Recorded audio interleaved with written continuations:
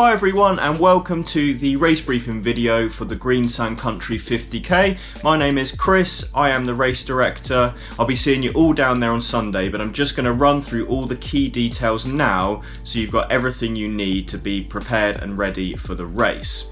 So let's get started, there's not too much to go through. So the first thing to say with all of our events is we try and provide as much resource as possible on our website. So if you head over to runawayracing.com, go over to the Greensand race page, you'll see all the information that I'm talking about now, and you should have everything you need. So that includes things like all the downloads to the route, so we've got the raw GPX file, but also the route on loads of different platforms. We've got a video fly through of the route, we've got an info document PDF. You can see the entrant list and where the results will be posted on Sunday, and check your names on there. And everything else as well. So that is your first port of call for anything if you're looking for anything in particular. Now, getting down there on Sunday morning, so it's a 9 AM start for the race, and registration is open from 7:30. So feel free to arrive kind of any time from 7:30 onwards. Give yourself plenty of time to register, go to the loo, pick up everything you need. We will have some coffee. We've got a barista down there serving all morning, so have a coffee, get settled, get warmed up, and be ready for the start at 9. Arriving at Shuttleworth, so I've shared a Google Maps link in the email and it's on the website.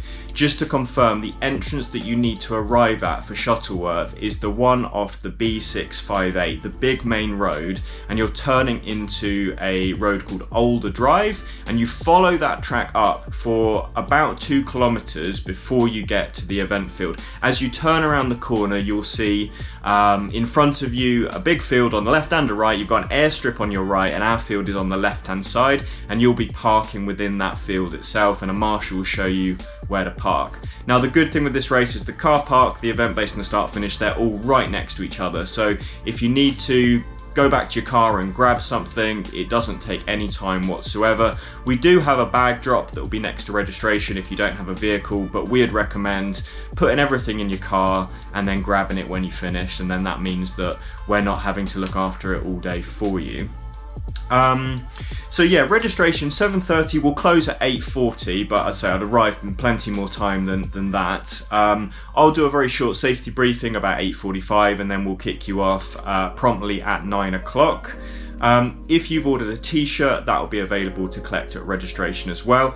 Now what you'll get at registration is a race bib that looks like this. This contains your timing chip, which will be read several times across the race route. Please make sure you put this on the front of your t-shirts, or on a race belt, or on your shorts. Make sure you have it at the front. Please don't fold it, scrunch it up, because if you fold the timing chip, they don't work. And it's better to have it on the front than your back, because our marshals will then recognize that you're part of the race and they'll know where to direct you. So that's your timing chip, that's all you need to pick up. We'll have safety pins, and then you're ready to go. Okay, so onto the race route. Now, exciting for us this year is we've made some really cool improvements to the race. If you've run it in previous years, you'll notice that we've actually reversed the direction.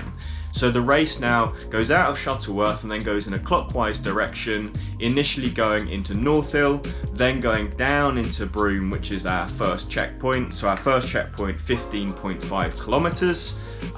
From Broome, you make your way to Shefford, where you get to checkpoint 2, 28.1 kilometers, and then you make your way to Haynes, and our third checkpoint, just over 40 kilometers, 40.8. Now the race in general is reasonably flat, but it is undulating in places. There aren't any massive hills, but you know, it's a trail running race and the terrain will test you. I would recommend wearing trail running shoes. You know, we've had plenty of rain this week and there is going to be a bit of mud around. There's not loads, but I would prepare for a little bit of mud in places. Wear something that you're going to be comfortable with over that distance, but it's going to give you a bit of grip as well. Now the other mandatory kit to carry, your phone of course, so if you know, there's any problems on the route, you'll need your phone with you to call Race HQ, which is a number on your bib. That goes straight through to us, and we can deal with any problems that you might have or any medical issues. We do have medical teams around the course that can respond to different places, and we got lots of marshals as well. Now, of course, if there's a problem, we'd way prefer you, if you can, to get yourself to a checkpoint or get yourself to a marshal point, and we can assist you from there. But if not, you can call that number on your bib. Now, it is also mandatory to carry the race route with you in some format. Now, you can do this on your watch, on your phone, or via a paper map that we're handing out at registration. Now, you should not at any point need to use this. The race is entirely signed by our arrows, and unless someone moves them, you won't need to look at that backup. But just in case, it's mandatory to have that in case you need to locate yourself in some form of emergency if you've missed a sign or something's gone wrong. I'll run through what the signage looks like in a minute. Just to finish on the mandatory kit, the other things, a reusable cup is really important. If you want to take on, say, the Coke or the electrolyte drink, you want to have a cup that you can put that in at the checkpoints. We don't provide paper cups at all our checkpoints, trying to cut down on waste as most races do these days. A waterproof or windproof jacket, or, and I would really stress this is really just for the faster runners that are going to be out for a lot less than some other people, a foil blanket.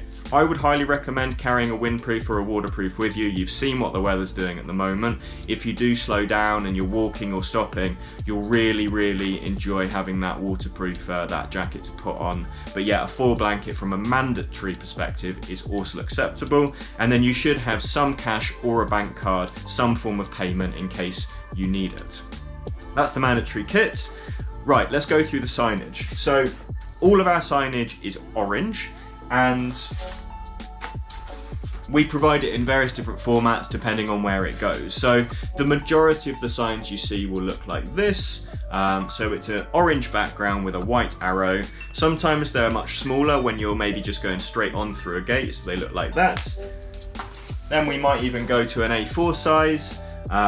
When it's a sharper turn or something that we want you to maybe see a bit clearer, and we might even have something like that even tells you where to go. So all of those signs will get you where you need to be.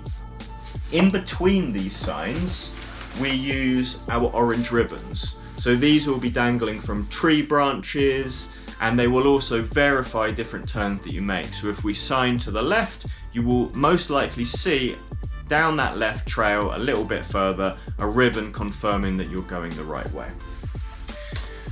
Other bits of signage that we put out, occasionally where the trail goes straight on, but we need you to turn left or right and we don't have a marshal there to help you, we will put a wrong way sign a little bit further down the trail to catch those people that have been looking at the floor or looking at their phone and haven't seen the arrow. So wrong way signs that look like that are ours. And caution road crossing signs. When you're coming up to a road crossing, you'll see this. If you are wearing headphones at that time, you need to take them out. And if there is a marshal on that road crossing, of which there will be on many of them, you need to obey their instructions and please do not cross the road until they've given you the go ahead. Often when runners are bunched up quite a bit, if one person starts going, a whole train of you start going, which can lead to pretty dangerous situations. So really just have your wits about you. There are a few very busy road crossings on this race that are completely unavoidable, and our marshalling team from the Bedfordshire 4x4 Response charity, they will be marshalling those road crossings, and they are experts at what they do, so please listen to them and they'll get you across safely. All right, but this whole route is open to the general public. You are crossing open roads, you will be running alongside members of the public at different times, so please be aware of that and be respectful to everyone that you see. And when you're going through farmland, you're going through private residences, if you're opening gates, please close them and make sure that we leave the trail how we found it. That includes things like picking up litter. And I would say, look, it sometimes happens that you drop the top of a gel cap off. If you're running and you see in front of you some litter that you think another runner might have dropped, do the good thing and pick it up for us, and then the general public around Bedfordshire will really think we've done a good job keeping the trails clean. A couple of other things to mention on the route. So a number of you have mentioned to me the stinging nettles, which have grown unbelievably. The main issue was near Jordan's Mill.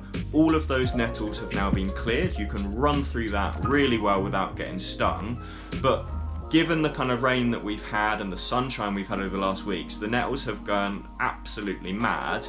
And there's likelihood on occasions the trails do narrow a little bit, and around your shins you might get a few stings. I would recommend, if you've got them, to wear calf guards. They will help get you through those bits, keep the grass and the nettles off your shins, and will stop you from getting stung. We've trimmed back everything that we can, but obviously 50 kilometers of trail, sometimes a few nettles get past us, all right? So yeah. Lovely. All right, checkpoints. So I just said they're 15, 15.5, 28.1, 40.8.